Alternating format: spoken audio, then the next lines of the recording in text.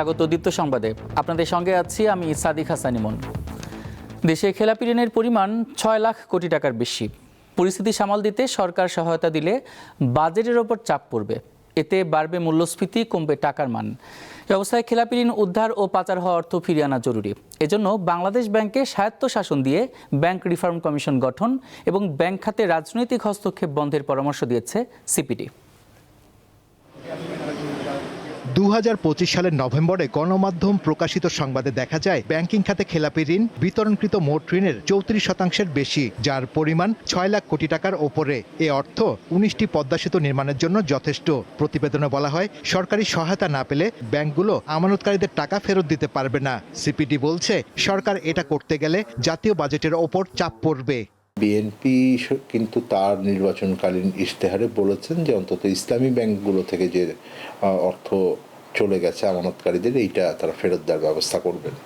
কিন্তু এখন এটা বাজেটের উপর একটা বড় চাপের তৈরি হবে আর কি। এটা আমাদের হিসেবে অন্তত ওই 5টি ব্যাংক যেটা এক হলো, সেখানে তো প্রায় 1 লক্ষ কোটি টাকার মতো দিতে হতে পারে সরকারকে যদি অর্থ ফেরত না আনা যায়। আবার অন্যান্য ব্যাংকের ভিতরেও এইরকম পরিস্থিতি আছে। অর্থনীতিবিদরা বলছেন, খেলাপি ঋণ আদায়ে বন্ধকীকৃত সম্পত্তি বিক্রি, আইনি ব্যবস্থা সংস্কার এবং এজেন্সি নিয়োগ সহ স্বল্প, মধ্য ও দীর্ঘমেয়াদী পরিকল্পনা প্রয়োজন।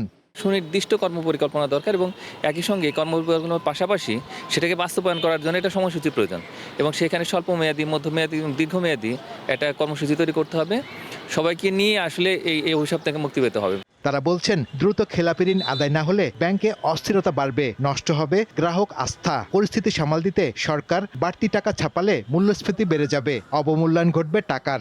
পুরো একটা যে আর্থিক খাত সেটা কিন্তু অচল হয়ে গেছে প্রায়, এবং এত বিপুল পরিমাণে ব্যবসার খরচ কেন? তার কারণ এখানে সুদের হার অনেক বেশি এবং বাংলাদেশকে আসলে বছরের পর বছর ধরে একটা সংকোচনমূলক মুদ্রানীতি বাস্তবায়ন করতে হচ্ছে। কারণ হলো যে এই বিপুল পরিমাণে খেলাপি ঋণ। যে খারাপ ঋণগুলো এখান থেকে যথাসম্ভব এটাকে উদ্ধারের চেষ্টা এবং অর্থ পাচার ফেরত আনার প্রচেষ্টা করা, এটা ক্ষেত্রে এক ধরনের কারিগরি দিক আছে, আর একটা হলো আইনি দিক আছে।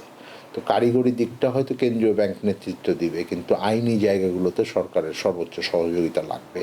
দেশের অর্থনীতি সঠিকভাবে এগিয়ে নিতে কেন্দ্রীয় ব্যাংকের স্বায়ত্তশাসন দরকার বলে মনে করেন তারা।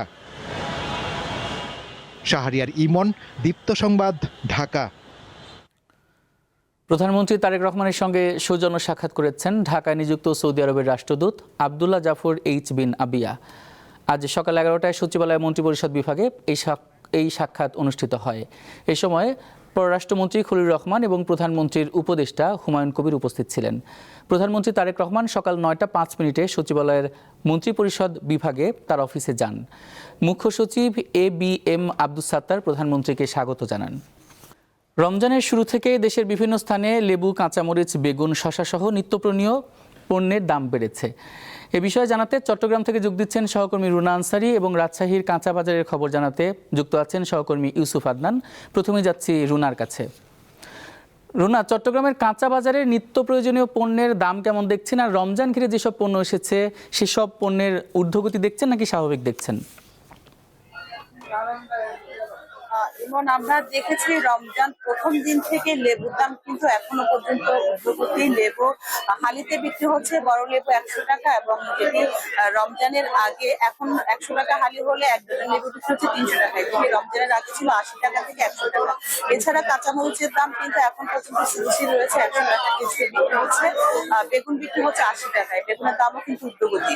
আমরা যদি বলি নিত্য প্রয়োজনীয় যে কাঁচা বাজারের বেগুন, কাঁচামরিচ, ধনিয়া পাতা, পুদিনা, শসা এবং লেবুর এই জিনিসগুলোর কিন্তু দাম ঊর্ধ্বগতি। এগুলা নিয়ে এখানকার যারা ক্রেতা রয়েছেন তারা এখানে ক্ষোভ প্রকাশ করছেন।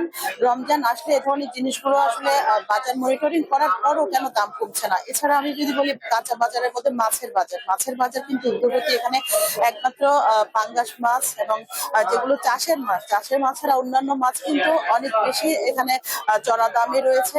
মাছ যারা ব্যবসায়ী তারা বলছেন যেগুলো মাছ এখন সরবরাহ কম এবং মাছ যেগুলো সাগর থেকে আসছে সেগুলো পর্যাপ্ত পরিমাণ না পাওয়ার কারণে কিন্তু দাম বাড়তি। আমরা যদি বলি চিংড়ি মাছ যেগুলো একটু মাঝারি ছোট থেকে মাঝারি যেগুলো সেগুলো বিক্রি হচ্ছে 850 টাকা থেকে 900 টাকা, এবং খুব বড় চিংড়ি মাছ যেগুলো আর সেগুলো বিক্রি হচ্ছে 1300 টাকা 1400 টাকা। এছাড়া এখানে চাষের যে শিং মাছ রয়েছেন সেই শিং মাছ বিক্রি হচ্ছে 600 থেকে 800 টাকা কেজিতে।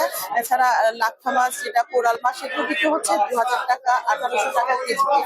মাছের বাজার কিন্তু উদ্যোগতি মাছের বাজারে যারা ক্রেতা রয়েছেন তারা বলছেন প্রতিনিয়ত মাছের যে দাম বাড়ছে সেটি কিন্তু আর কমছে না। লেবুর সাথে সাথে যে মনিটরিং করছেন লেবু এবং কাঁচামরিচের পাশাপাশি যদি মাছের বাজারটাও মনিটরিং করা হয় বা মাছের বাজার এভাবে উদ্যোগতি কেন মাছ এভাবে দাম বাড়ছে কেন সেটি কিন্তু সাধারণ মানুষের কিছুটা নাগালের মধ্যে আসবে। এছাড়া গরুর মাংস বিক্রি হচ্ছে, রানের মাংস বিক্রি হচ্ছে 950 টাকা কেজিতে এবং হাড়ের মাংস বিক্রি হচ্ছে 850 টাকা কেজিতে। সব মিলিয়ে রমজানের যে নিত্য প্রয়োজনীয় জিনিস সেগুলো কিন্তু উদ্যোগতি এখনো পর্যন্ত দাম তেমনটা কমেনি, হয়তো সামনের দিকে কিছুটা কমবে এমনটাই আশ্বস্ত করছেন এখানকার ব্যবসায়ীরা এবং ক্রেতারা। এবার আমরা একটু রাজশাহীতে যেতে চাই, সেখানে আছেন আমাদের সহকর্মী ইউসুফ আদনান। আদনান, রাজশাহীর কাঁচা বাজারে সরবরাহ কেমন দেখছেন, আর সেখানের রমজান ঘিরে সেখানে নিত্যপণ্যের দাম বাড়ার কোনো সম্ভাবনা দেখছেন কিনা কিংবা বেড়েছে কিনা জানান আমাদের। আমরা রাজশাহীতে আমরা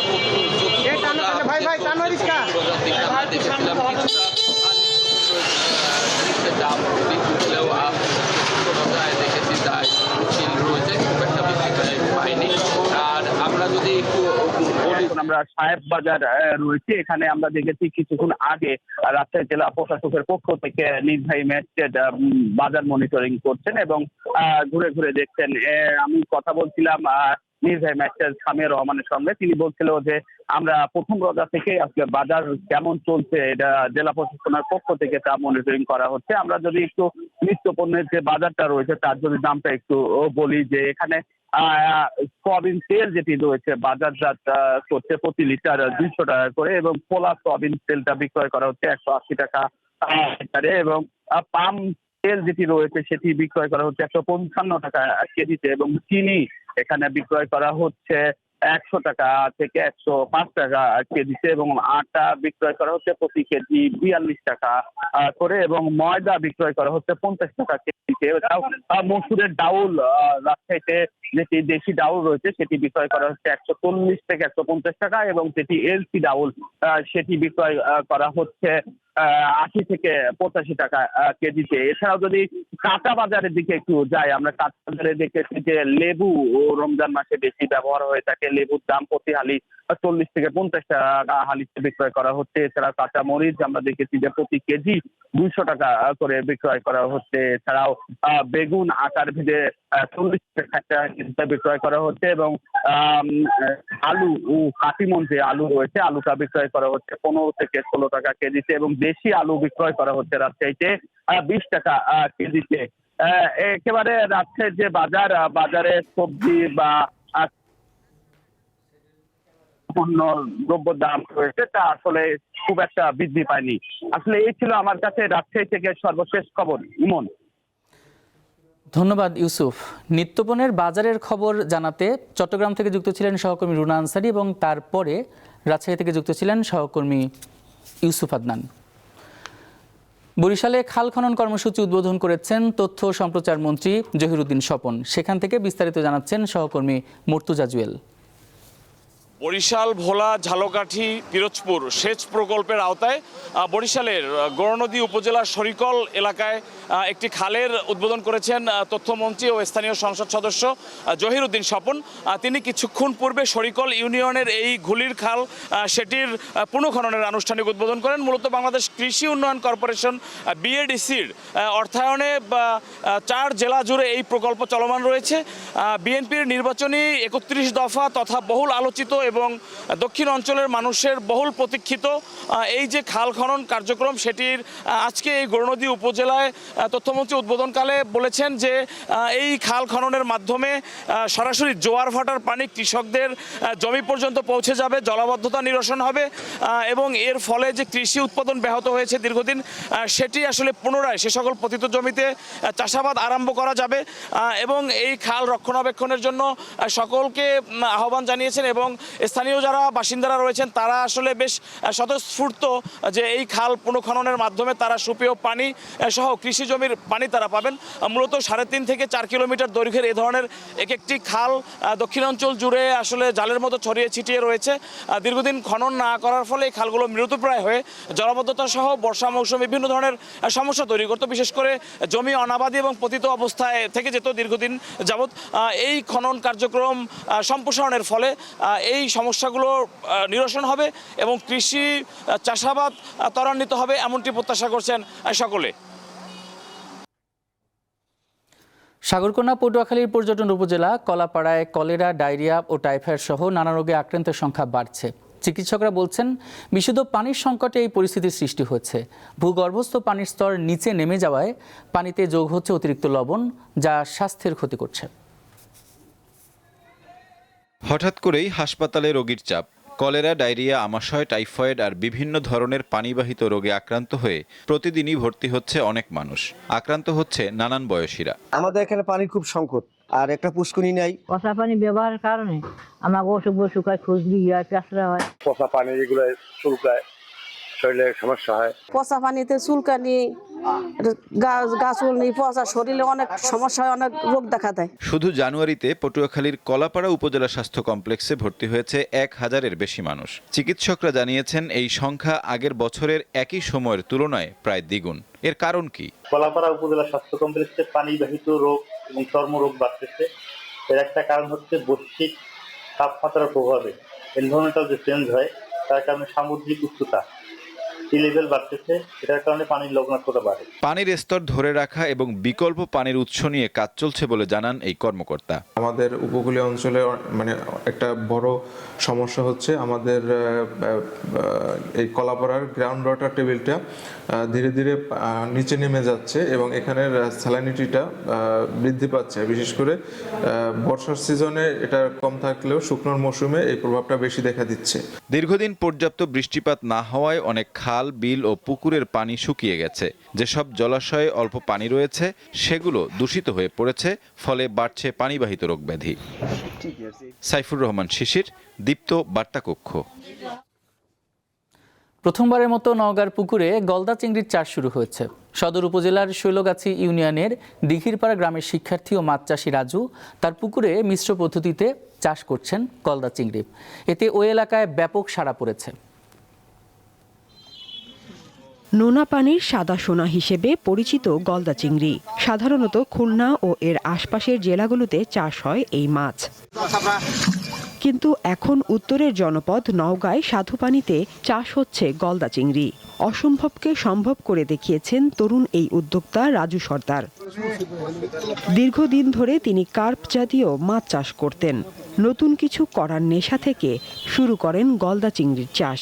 ইউটিউব দেখে এবং খুলনা অঞ্চলে বেড়াতে যেয়ে আমি গলদা চিংড়ি চাষে আগ্রহী হয়েছি। মৌসুমি ব্যাংকের সহযোগিতায় তারা আমাকে 500 গলদা চিংড়ি দিয়েছে, সেই সাথে আমি আরও 1000 পিস কিনে নিয়েছি। আলহামদুলিল্লাহ মাছ খুব ভালো উৎপাদন হয়েছে। বর্তমানে প্রতি কেজি গলদা চিংড়ির দাম 800 থেকে 1000 টাকা। রাজুর এই সাফল্য দেখে জেলার 30 থেকে 40 জন চাষি বাণিজ্যিকভাবে গলদা চাষ শুরু করেছেন। গলদাগুলো খুব ভালো দেখে আমিও নিছি, নিয়ে আমি চাষ করতেছি। কেজিতে 8 থেকে 10টি এসেছে এবং যার বাজার মূল্য প্রতি কেজি 800 থেকে 1000 টাকা। মিশ্র পদ্ধতিতে মাছ চাষ করলে দেখতেছি একসাথে গলদা হচ্ছে, কার্প ফাটেনিং, বাংলা মাছ সব ধরনেরই হচ্ছে। প্রশিক্ষণ ও কারিগরিক সহায়তা দেয়া গেলে জেলায় গলদা চিংড়ি চাষ একটি সম্ভাবনাময় খাতে পরিণত করার লক্ষ্যে কাজ করার আশ্বাস দেন এই কর্মকর্তা। যেসব পুকুরগুলো দূষণমুক্ত বা যেগুলো পুকুরে খাড়া পাড় আছে অথবা যেগুলো বেলে দোআঁশ প্রকৃতির মাটি, সেসব পুকুরগুলোতে আমাদের এই অঞ্চলে গলদা চিংড়ি কার্প জাতীয় মাছের সাথে সমন্বিতভাবে মাছ চাষ করা সম্ভব। এবং যদি আমাদের গলদার পিএল বা জুভেনাইল যদি আমাদের এখানে পর্যাপ্ত আমরা সরবরাহ করা সম্ভব হয়, তাহলে মনে করি আমাদের এখানে গলদা চিংড়ির চাষ পর্যায়ক্রমে সম্প্রসারণ করা সম্ভব। চিংড়ি সহ মিশ্র পদ্ধতির মাছ চাষে অল্প জায়গাতেও ভালো আয় করা সম্ভব বলে জানান তিনি। সাদিয়া চৌধুরী, দীপ্ত, বার্তা কক্ষ। রোজা শুরুর পর থেকেই ঈদের আনন্দ ভাগাভাগির ছোঁয়া লেগেছে রাজধানীর বিপণী বিতানগুলোতে। ভিড়ের ঝামেলা এড়াতে অনেকেই ইতোমধ্যে কেনাকাটা শুরু করেছেন। অন্যদিকে বিক্রেতারাও বাহারি রঙের পণ্য সাজিয়ে বসেছেন।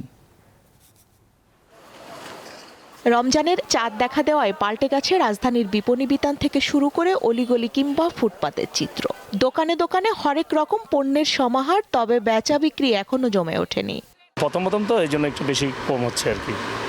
কিছুদিন পরে আসলে সবসময় প্রতি বছর এরকমই হয়।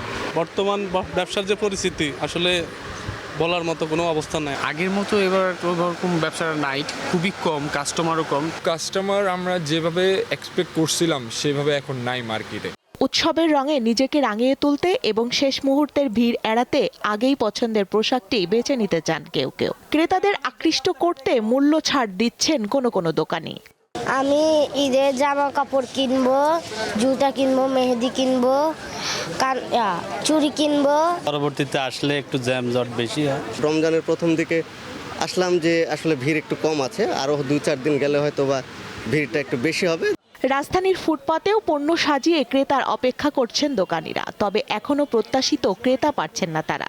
15 রমজানের পরের থেকে আমাদের বেচাকেনাটা বাড়ে, এখন আপাতত একটু কম। এখনো বোঝা যাচ্ছে না, আজকে মাত্র দ্বিতীয় রমজান, দেখা যাক আরো 3-4 দিন যাক, তারপর বোঝা যাবে। সবে বরাতের পরে ঈদের কেনাকাটা গত 15 দিন অনেক ভালো ছিল। সময় যত গড়াবে ঈদের বেচা বিক্রি ততই বাড়বে বলে আশা বিক্রেতাদের। স্বস্তিকা সিংহ, দীপ্ত সংবাদ, ঢাকা। ইফতার মানেই পুরান ঢাকার চকবাজারের মুখরোচক নানা প্রকারের খাবার। প্রতিদিন দুপুরের পরই অসংখ্য পদের খাবারের পসরা সাজিয়ে বসেন সেখানকার দোকানিরা। দাম বেশি হলেও কিনতে ভিড় করেন অনেকে। রমজানের শুরু থেকেই জমজমাট পুরান ঢাকার চকবাজারের ঐতিহ্যবাহী ইফতার বাজার। ক্রেতা বিক্রেতার ভিড়ে মুখরিত শাহী মসজিদের সামনের সার্কুলার রোডের দুই পাশ। প্রতিদিন দোকানিরা নানান পদের ইফতারির পসরা সাজিয়ে বসে। ক্রেতারা ভিড় করেন পছন্দের ইফতারি কিনতে। চকবাজার ইফতারি না হলে যেন মনে হয় না যে আজকে ইফতারি হয়েছে বা আজকে রমজানটা পরিপূর্ণ হয়েছে। ভালো বিক্রি, বেচা বিক্রি ভালো চলতেছে। চকবাজারের ইফতার সামগ্রীর মধ্যে রয়েছে বড় বাপের পোলাই খাই, কাবাব, লাচ্ছি ফালুদা, বাকরখানি, নান, বোরহানি, হালিম, ছোলা ভুট, জিলাপি ও নানান রকমের আচার। মুরগি বড় আছে, ছোট আছে। হাঁসের পায়া হলো আপনার 1150 টাকা, হাঁস আছে 1400 টাকা, কবুতর 250 টাকা, মুরগি আছে 400 টাকা, 350 টাকা। মোগল আমলের ঐতিহ্য এখানকার ইফতারিতে দামও তুলনামূলক বেশি। দুধনান 60 টাকা গত বছর বেচে এবছর বিক্রি করতেছি, তুলনামূলক বেশি দাম। চকবাজারের ইফতার খাবারের বাজার ছাপিয়েও পুরান ঢাকার সংস্কৃতি ও সামাজিক বন্ধনের উজ্জ্বল প্রতিচ্ছবি। স্বস্তিকা সিংহ, দীপ্ত সংবাদ, ঢাকা। এই ছিল এখনকার মতো। এরপর বেলা 2টায় দীপ্ত সংবাদ দেখার আমন্ত্রণ রইল। এছাড়া তথ্য বিনোদনের আরও খবর পেতে যুক্ত থাকুন দীপ্ত টিভির ডিজিটাল প্ল্যাটফর্মগুলোতে। এতক্ষণ সাথে থাকার জন্য অসংখ্য ধন্যবাদ।